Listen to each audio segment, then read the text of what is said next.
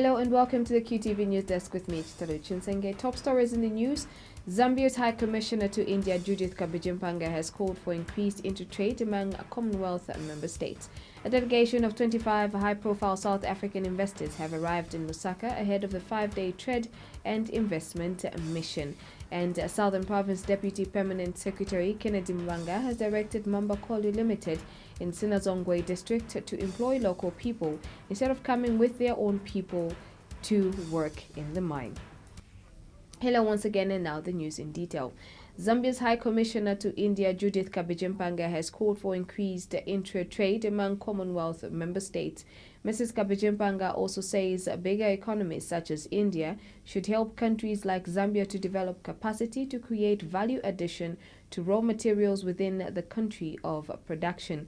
She was speaking at the Progress Harmony Development PhD Chamber discussion held at PhD House in New Delhi, India, under the theme Commonwealth Renewal Taking the Tide by its Flood.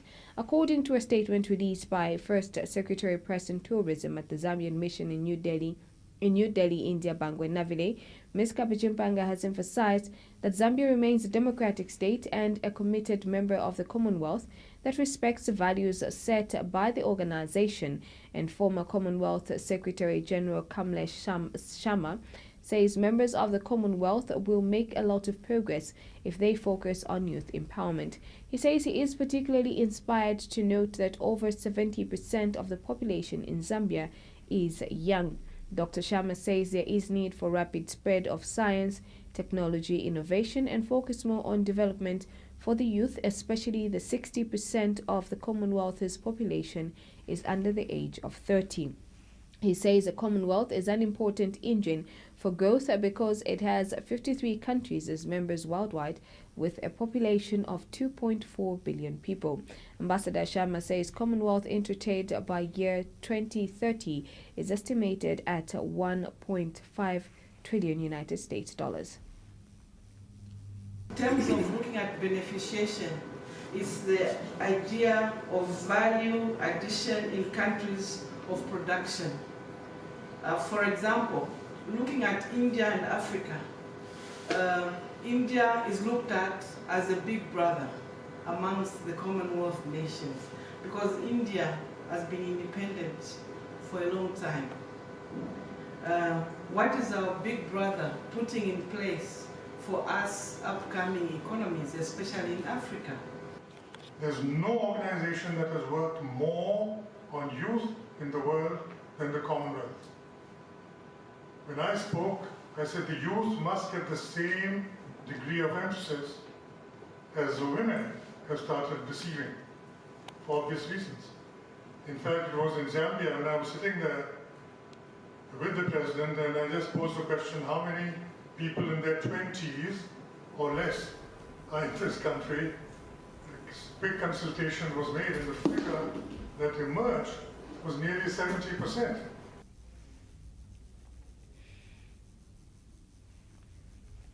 A delegation of 25 high-profile South African investors has arrived in Lusaka ahead of a 5-day trade and investment mission.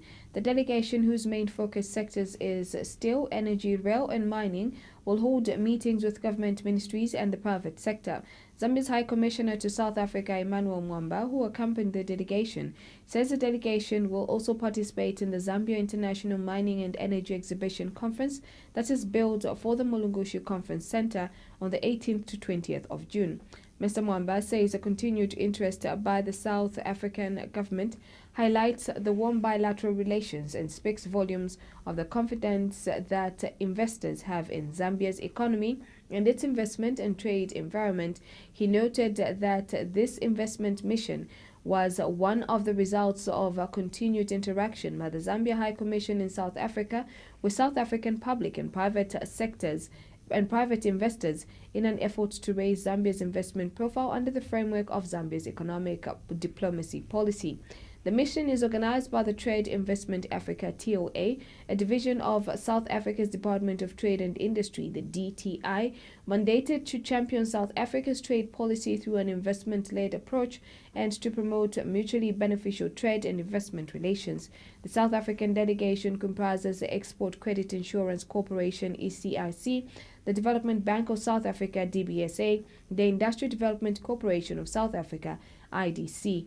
The inclusion of finance houses on trade missions will ensure the South African business engages with Zambia to deliver a complete solution that includes goods, services, transfer, finance and investment. This is contained in a statement made available to Q News by First Secretary of Press and Public Relations at Zambia's High Commission in South Africa, Naomi Nyawali. Governance activist David Kapoma has cautioned the ruling Patriotic Front leadership that its days are numbered as Zambians are ready to vote it out of office in 2021. Mr. Kapoma also warned the ruling Patriotic Front that Zambians who are suffering under the poor leadership they have been subjected to since it formed government are eagerly waiting for 2021. Mr. Kapoma has condemned the government's decision to deregister the Zambian Democrats Party, saying doing so will jeopardize the democracy of this country. He says this is a clear indication that President Lungu and the PF will stop at nothing to make sure they stop anyone with development views from speaking and exercising their rights and freedoms. Mr. Kapoma says that the decision by the PF regime to deregister the Democratic Party signals serious levels of dictatorship, intolerance and brutality in the way the PF is governing the country. He has told Q News that the manner in which the ruling party is governing the country is worrying, reminding them that they will not be in power forever. Mr. Kapoma says no undemocratic government will be able to cling to power forever in this country, as people always win over injustice. But if the Patriotic Front is going to continue at the speed at which we are moving, I'm afraid that we are going to be creating a monster in State House. We might end up finding ourselves in a situation where we are in a dictatorship without knowing, or sometimes even knowing, because we are allowing it as Zambian people. So when the things are going in the way that they are going, it's up to us as Zambian people to make sure that we stop any kind of leadership. Because when you give power to people, the way the Patriotic Front has power now, they might be mistaken to think that they have got the authority and the mandate to do anything that they want to do, even that which is against the constitution of this country. So in the interest of preserving the constitution and ensuring that every Zambian participate and exercise their democratic right, we must, as Zambian people, ensure that we fight any democratic and any dictatorial tendencies that are being shown by the Patriotic Front. It's very shocking that when we have got serious matters, serious allegations of corruptions that have been reported, the government finds time and leisure for them to be able to start deregistering a political party, which I believe is within the confines of the law, as opposed to them fighting the corruption that has been exposed. That is massive corruption that I think as Zambian people, we should not sit and watch the Patriotic Front just step on it like that. We must ensure that action is taken, we must ensure that investigations are taken, but if we are going to continue watching as Zambian people and think that President Lungu and the PF are going to act on their own, then we are not helping ourselves. So it's up to us that we fight the kind of dictatorship that is going on, we fight the kind of corruption that has been exposed in the PF administration. Southern Province Deputy Permanent Secretary Kennedy Mvanga has directed Mamba Kole Limited in Sinazongwe District to employ local people instead of coming with their own people to work in the mine. Mr. Mvanga says it is not right for mining company to come with employees from other towns instead of engaging the local labor force. He says employing more of the local workforce will help sort out the problem of unemployment that Zambia is grappling with. Mr. Mvanga, who launched the Mamba Community Company Assessment CCA report, whose research was conducted between 15th and 22nd October 2017, says government is happy with the number of investors who are investing in the province and that there is need to work hand in hand. February Kalando has more in this report. The mining industry has been a center of discussion in the country since time immemorial, largely because of the impact the industry has to the national treasury and the Zambian people. And this has not been an exception to Sinazongwe District in Southern Province, which is a home to Mamba Colliers Limited, where coal is the major mineral. Like any other mine in town, residents in this part of Sinazongwe district view mining as a major source of employment. But on the contrary, some residents feel Mamba Cooliers Limited is not doing enough in job creation for the locals. We are seeking jobs, but we are denied that opportunity to enter, and that opportunity is given to the outsiders, people outside Mamba area, or Mwemba area, Sinazongwe area, or southern area. Find a way forward. When they say they are not employed, is it true? Rest, yes, I thank you 100% for the roads that you are doing. To me, this is development. But people are not going to eat roads. Employment must be given to people. Employment must be given to people. You need to have your stomach filled with food so that you feel that you are walking on the road.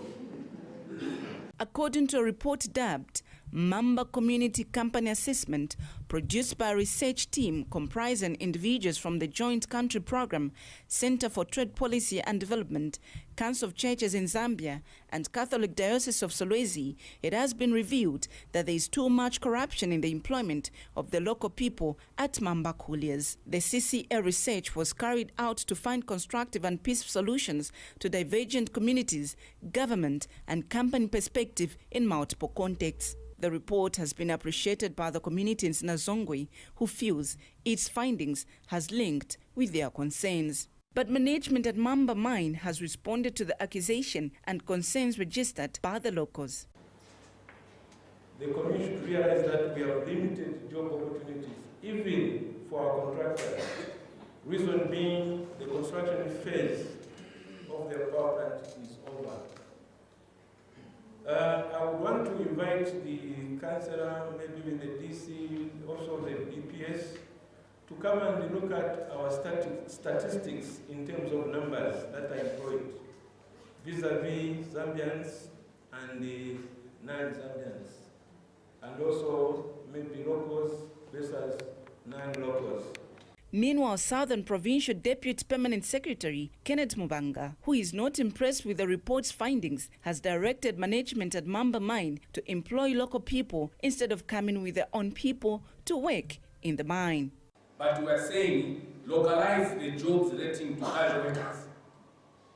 Talk to those contractors that I don't know why they are not here, because they should have been part of the respondents. So maybe DC, call these contractors and check how many have employed the locals, and tell them that if they're not going to change their strategy, we have authority as government. We have authority, DC. If you don't want our people to benefit, but you want our institutions, our environment to uplift your pocket, we have the authority, but we don't want to go that far. Here we are making an appeal to you. Take the message. And Norwegian Church Aid Senior Program Coordinator Resource Governance Felix Ngosa has these recommendations, while Council of Churches in Zambia Program Officer Ansen Zulu feels that more needs to be done. We need to set up a forum where communities and the company come and sit and discuss. Because we cannot just leave issues unattended to for a long time or wait for this for a research. But we need to create some kind of forum. Actually, we are being give it a name, Youth Investors Forum, something like that, where you can meet and the company will say, we have a budget of $8 million, since they always got in dollars. Still need the company, the community, the government to come up with a platform where they can be meeting regularly to follow up on the recommendation that have been passed through our report. Following these recommendations, the communities in Mamba expect management at Mamba Cooliers Limited Company to be considering locals when employing workers. After all, it is the duty of investors to plow back to communities in their catchment areas through their corporate social responsibility. Favorite Kalando Q News in Sinazongwe district of Southern. Evangelical Youth Alliance International Executive Director Moses Lungu has appealed to the Financial Intelligence Center, FIC, to consider extending its operations to the banks, government and money lending institutions, among others, if the fight against financial crimes is to be achieved meaningfully in the country. Mr. Lungu tells Q News that the Financial Intelligence Center should not only target the politicians when investigating financial crimes in the country, because they are not the only ones indulging in such crimes. He is concerned that a lot of financial crimes and some anomalies on issues of loans involving some unsuspected civil servants and the banks and some money lending institutions in the country are not investigated, hence the need for the FIC to extend its activities to such institutions so that the culprits can be brought to book. Mr. Lungu further says some banks and money lending institutions have been deducting money from civil servants beyond the months they agreed to recover their loans, but that when civil servants lodge a complaint against them, they are threatened with credit bills and that they risk being blacklisted. He has emphasized the need for the Financial Intelligence Center to investigate thoroughly all crimes involving civil servants in some money lending institutions in order to put an end to some financial crimes in the country. So we are appealing to the Financial Intelligence Commission to actually extend their activities, not only targeting politicians, but they should also target people at PEMIC, they should target people at DEBS. There is a lot of wrong activities going on. There's a lot of wrong activities going on even among money lending institutions, micro lending institutions. So all those activities must be brought to book. We are not going to achieve a meaningful battle against financial crimes if we only focus on exposing the politicians. I think we need to investigate thoroughly all government institutions and banks and micro-lending institutions, because the crimes are just too much. People that have worked in the banks and they've known the loopholes of how they can swindle people, they are going about themselves and forming small lending institutions, and unsuspecting civil servants just go to any institution to get the money, not knowing how lethal or crooked these same institutions. Ministry of Agriculture Permanent Secretary Julia Shawa has encouraged Zambians to make sure that they eat variety of local available foods that can help them improve their nutrition status. Mr. Shawa has observed that surrounded by indigenous plants growing close to their homes, few Zambians understand the benefits of locally grown foods to supply their nutrition needs. He pointed out that healthier food choices will assist in minimizing the impact and strains associated with non-communicable diseases on the country's health sector. Mr. Shawa has told Q News in an interview that from a nutritional and health standpoint, eating a variety of locally available foods makes sense. Mazambians, all Africa, still mankhala na okondwa na implement ina. Tifuna vokopera vakudya vazungu ndiye vabwino vakunja ndiye vanotifuna vakudya vija mukaona vazungu navo masiku vano vaonaona kuti vakudya vinango vipasa kuti ukakula muntu kudya shuga maningi ukudya vili na salad ofati maningi vaona kuti ukamba kudya vakudya vaso overtime vizadwala matenda isa tina vakudya vili healthy vipasa muntu kuti akule bwino. So ndiye issue yamechanichakale kuti vana especially vana vamino vang'ono vainoziva kuti nanga vakudya vanekudya kukolo vavo vambuye vavo vavachi. Sinozangwe District Council Chairperson Alec Mulea has disclosed that about 13 bridges were completely washed away by the heavy downpours which the area experienced during the 2017-2018 rainy season. Mr. Mulea has told Q News that this means that most of the areas are likely to be cut off from the rest of the district during the forthcoming rainy season if nothing is done to repair the damaged bridges. He has revealed that close to 3 million kwacha will be needed to repair all the damaged bridges in his area. Mr. Mleya, however, regrets that his office does not have the capacity to generate the funds needed to repair the damaged bridges in the area. The bridges, because we have a lot of bridges which are damaged, and all those bridges were washed out by the heavy rains which we had received for 2017-2018 season. Now we don't have capacity to build the bridges because they are quite expensive.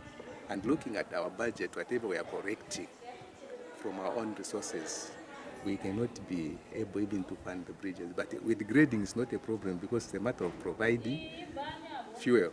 Then the grader goes on. Why? Because we have a lot of them. Maybe they can go up to 17, which are totally damaged. And during rain season, it's not easy to pass. We need a budget of maybe 3 million. If we can have that money, then well and good. We can be able to do the repairs on those bridges. The Network for Young People Against Violence is elated by the shaking of hands by First Lady Esther Lungu and the UPND leader Hakainde Hichilema and his wife. Organization's Executive Director Moses Kalonde has told Q News that the maturity and love that the two families have exhibited should trickle down to their political parties. He says young people should take a leaf from the gesture and use it to end political violence. Mr. Kalonde is of the view that the handshake is a clear demonstration that the two families are up for unity. As Network for Young People Against Violence, we are highly elated by the shaking of hands of the First Lady, Madam Esther Lungu, and the Hichilema family at some funeral somewhere. We strongly feel that, these are coming from a background of political parties. Much as President Lungu was not there, but we strongly feel that I think he was represented by the Madam. And in as far as the impending national dialogue is concerned, for us we feel that it goes a milestone. I think that is a starting point if we have to achieve the intended and the desired goals. This country has enjoyed peace for a longer period of time, but in the recent times, we've seen these, I would call them warring parties, especially the two political parties, that is the PF and the UPND. But you see, if what we saw yesterday can actually trickle down to individual political parties' supporters, I mean the cadres and the young people, if they can take a leaf from there, then definitely we can achieve what we have always wanted to achieve in terms of having a peaceful environment, in terms of each time we are having, say, by-elections, as we are about to have that of the mayor in Lusaka, as well as the council chairperson in Chilanga. If the young people from these political parties can take a leaf from there, that they are not supposed to fight, then it means that definitely we are heading in the right direction. Especially that this dialogue, which is being driven by the church as well as ZCID, we strongly feel that I think towards building the national consensus, that is an... The opposition party of National Unity PNU has advised government to expedite the process of improving network in all parts of the country so that all farmers are on the e-voucher.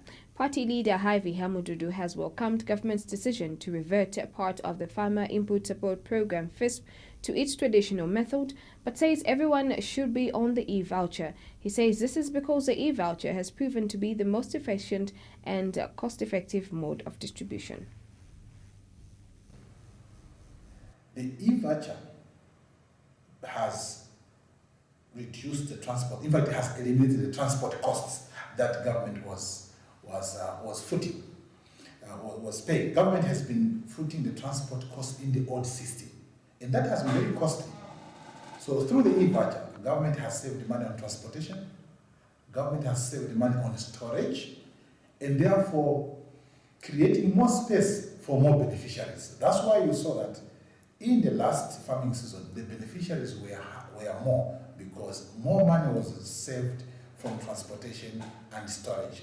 Now, reverting back to the old system, it means that government will have to incur more costs in terms of transportation and storage. What I heard the minister say was that in some areas of our country, they have challenges of coverage of network, because these are electronic gadgets that use the networks of banks. Now, we hope that is just a stopgap measure. While government is working on rolling out coverage through the other stakeholders, that the whole country, all districts must be on coverage, so that the e-voucher can work properly. Government must quickly do something to improve network. Former UPND Deputy Spokesperson Edwin Lifekelo has called for the total implementation of resolutions yet to come out of the national dialogue process. Mr. Lifekelo has expressed happiness that the major political parties in the country, the PF and the UPND, are slowly narrowing their differences. He, however, states that coming up with resolutions in the dialogue process without honoring them would be a sheer waste of time and resources. Mr. Lifekelo is optimistic that there will be total implementation of resolutions from the dialogue process. Two major political parties, the Patriotic Front and the United Party for National Development. So on the dialogue issue, from the PF perspective, we remain cautiously optimistic that at least whatever resolutions that will come out of the dialogue process in terms of resolutions, the implementation of those resolutions will be critical. Because yes, you can discuss, have coffee, have biscuits, and then of course have cameras in that meeting, but ultimately not implement the resolutions. So what is critical for me is the implementation of what will come out of the dialogue process. The Economic and Equity Party, EEP, says it is disappointed that United Party for National Development, UPND leader, doesn't want to work with other opposition political parties in the coming mayoral by-election. Party leader Chilfiatali says he approached Mr. Hichilema through his party structures to come up with modalities on how the two could work together following the mayoral position, which is currently vacant. He says he is surprised that to date the UPND leader has expressed ignorance to his cause.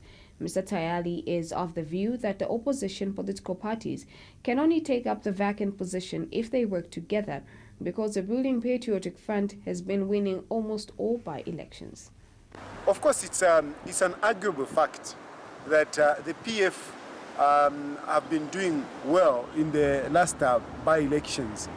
And you are right that our political party is small, is new, and it would definitely advance our chances if we partnered with other political parties.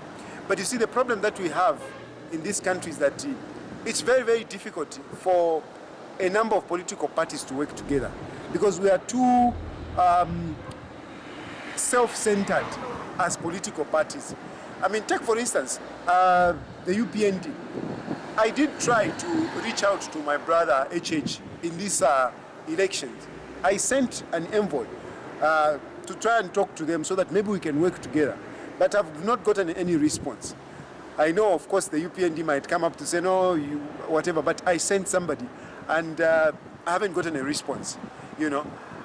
And really, I would want to work with other political parties, at least those that we have, you know, some kind of, we share ideas. And in this particular case, you know, getting away this position from the PF would really, really help us as the opposition. It will help in the checks and balances. To have somebody as mayor of Lusaka who is in opposition, it would really, really help in the checks and balances and democracy. Former Zambia National Broadcasting Corporation ZNBC employee Cosmas Chileshe, who divorced his wife, has married his longtime girlfriend, veteran broadcaster Maureen Nkandu. Pastor Chileshe has been at the center of social media blaze in the past few months after he reportedly abandoned his wife of 12 years and mother of his 4 children. And speaking at a wedding reception held at Lusaka's Intercontinental Hotel, Uncle to Pastor Chileshe, Godfrey Makasa, has advised him not to divorce his new wife. Alfred Monser brings us this report.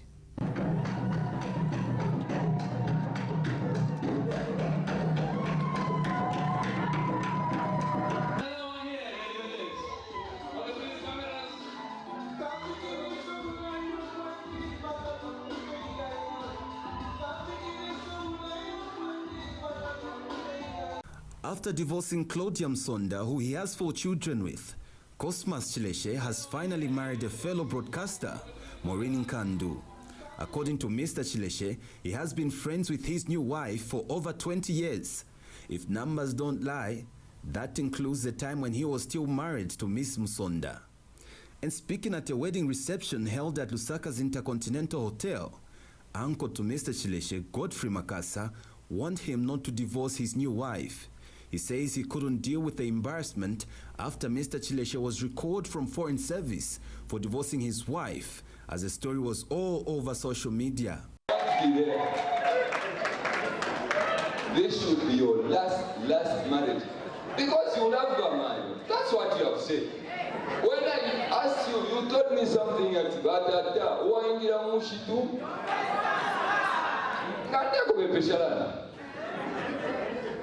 You and I at the church, and I asked you, you said you are a doctor, if you want to for the baby, but you are in the movie, don't influence what? A Mushitu around you, Waingira number. Echo, if wow, for number. If the Lankashian never put one once, Namola Nalanti, Oyunga Mkomfat is getting married. Don't go there. Under my instruction, don't go there. He's waiting. He will be alone and he's other wife. And brother to the bride, Dixon Nkandu, had this to say. Permit me to address you, Maureen. Please, Maureen, the marriage, this bond that you have entered into, is a very serious commitment. Mr. Chileshe's Vashubukombe also had a few words for this new couple in town.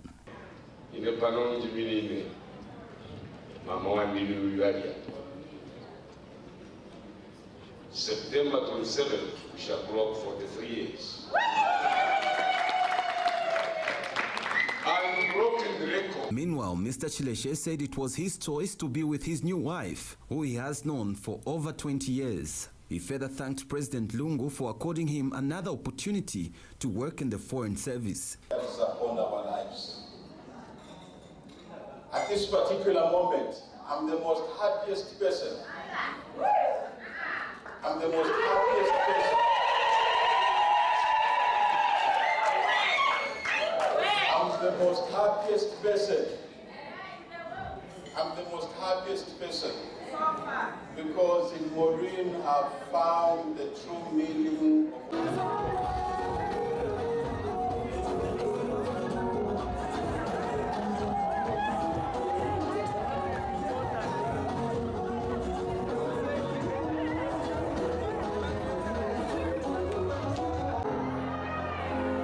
of all said and done, the public can only wish this couple nothing but God's blessings. After all, what God has put together, no one can separate. For QTV News, I'm Alfred Monser.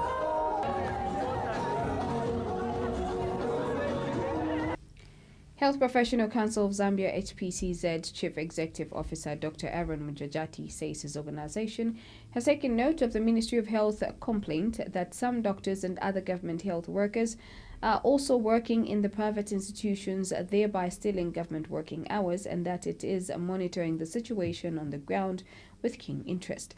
Dr. Mujajati has told Q News that any health worker who will be found wanting on the matter will be dealt with accordingly. And Dr. Mujajati has reminded health workers in the country to realize that it is a serious professional misconduct for them to be attached to a private institution as government workers. He says the Ministry of Health, as an employer, has a right to complain to the Health Profession Council over health workers who are engaging in such and in such professional misconduct. Dr. Mjajati has since urged health workers in the country not to compromise their professional conduct because they risk losing their practicing licenses. The communique from the employer was very clear that the employer, who is the Minister of Health, expressed strong concern against their workers stealing government hours. Now, in that situation, something needs to be made very clear that as a healthcare worker needs to understand that it's professional misconduct to be found in a position where you are misapplying or misappropriating government man hours or man hours for your employer, whether government or private. And the employer has options. For example, the Minister of Health as an employer can complain to the Health Professions Council and specifically identify specific individuals that they will have identified to say this given individual is or has been stealing government man hours, and they can complain to us for professional misconduct. Theft of any kind is not encouraged among people that we register, particularly healthcare workers, because remember that a healthcare worker, we assess them on 3 major areas. Knowledge, okay, do they have the knowledge? Do they have the skill? A third component is professionalism and conduct. Very important component, because Aspiring Lusaka Mayor Gift Kasaro has promised that if he becomes mayor, his first priorities will be to keep the city clean, fix all drainage problems, construct more roads, addressing housing situation, and improve services at the council. Mr. Kasaro further promised to be active, engaging youths, religious leaders and the city's business community on regular consultation and their opinion for the development of the city. He says this will allow them to come with solutions to the problem in Lusaka because leadership is not about one person's work, especially in a democratic process. Mr. Kasaro says change is on its way for the city of Lusaka because he has better plans for the city. He says if he becomes the city's mayor, he will unite all parties and encourage close working relationships for its development and the entire country. Mr. Kasaro says the city of Lusaka need a responsible and capable person who will be willing to stand for the development of the city. And priority on my agenda is cleanliness. I believe Zambia being a Christian nation, the Bible says cleanliness is next to godliness. So if we are to be a city in a Christian nation, that is not only a Christian nation by declaration, but by deed. We all need to put in our best to make this city clean, green, healthy, and prosperous. So number one on my agenda is cleanliness of the city. Secondly is jobs. Being the largest city of our country and the capital city of our country, Lusaka city is very attractive for people to live in. We have so many youths in Lusaka than anywhere else. And the highest number of unemployment is recorded in Lusaka district. I have identified from my experience working with past council mayors that Lusaka. As we end the news, a recap of the headlines. Zambia's High Commissioner to India, Judith Kabichimpanga, has called for increased intertrade among Commonwealth member states. A delegation of 25 high-profile South African investors have arrived in Lusaka ahead of a 5-day trade and investment mission. In Southern Province, Deputy Permanent Secretary Kennedy Mwanga has directed Mamba Koli Limited in Sinazongwe District to employ local people instead of coming with their own people to work in the mine. Ends the news. Pleasant viewing.